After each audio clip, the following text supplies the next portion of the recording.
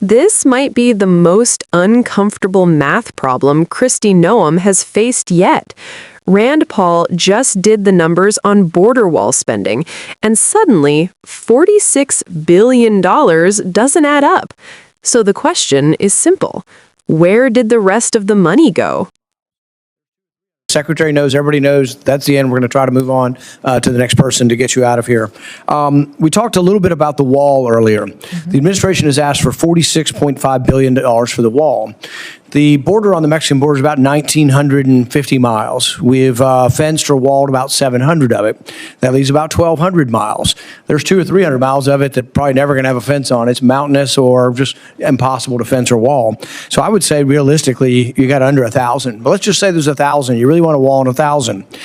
CBP says it's 6.5 million per mile. Your response today was 12 million per mile. That means $12 billion for 1,000 miles. We're off here by a factor of 3 or 4 with 46 billion.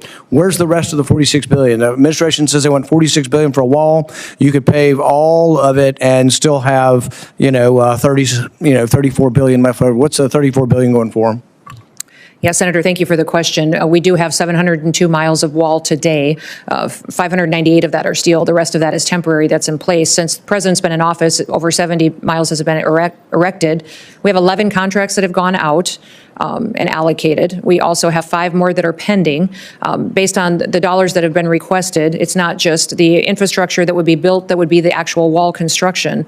It would be also surveillance equipment. The number's way off. 1,000. You could do 1,000 miles for 12 billion. You're asking for 46 billion. So I'm one who's not impressed and would have to see more detail as to where the rest of the money goes. We can't just throw $30 billion out there and say things cost a lot. I agree. We'll get you the specifics on that. With regard to the drones and all the preparatory work that DHS does and the government does for the NFL and for FIFA, does the NFL pay DHS for the work you do?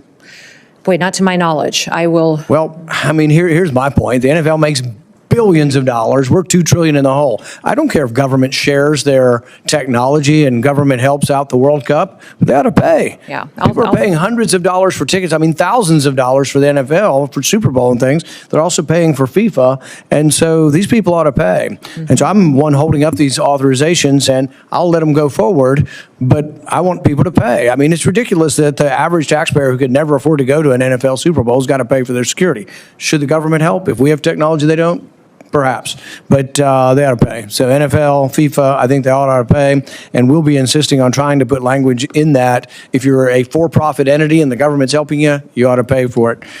With regard to TSA Quiet Skies and Tulsi Gabbard situation, I suspect there are going to be other people that were caught up in this thing as well. I'm horrified by the idea that we took a former congresswoman and we're surveilling her and riding on jets with her. There was another story of an air marshal whose wife, might have been at January 6th or something, and now we're, have air marshals following another air marshal or his wife. So I want to hear the whole story of what happened. I want to hear that people have been let go, that they're no longer doing this. If there were abuses of Tulsi Gabbard's liberties, I want to hear from that.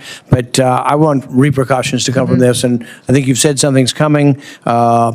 Please let us know, and let us know how the program, the destruction of civil liberties can be minimized. I frankly probably have trouble with the whole program, but let's see if there's some way. But we need significant reform. If it needs legislation, please come to us with that. Thank you for your testimony today. Thank you. Thank you again, Secretary Noem, for being here. Senator Rand Paul didn't raise his voice. He didn't need to. Instead, he did something far more damaging. He did the math.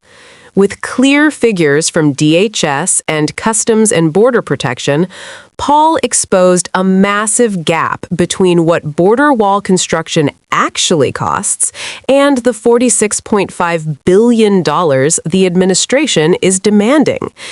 Even using the highest estimates, the numbers fall tens of billions short. When Kristi Noem couldn't explain where the remaining 30-plus billion would go, the exchange revealed a deeper issue. Congress is being asked to approve enormous spending without transparent accounting. Paul didn't stop there. He also questioned why taxpayers are footing the bill for security at massive for-profit events like the NFL and FIFA, while civil liberties programs like TSA's Quiet Skies quietly expand surveillance without clear oversight. This wasn't partisan theater. It was a reminder that oversight still matters, and vague answers don't survive hard numbers.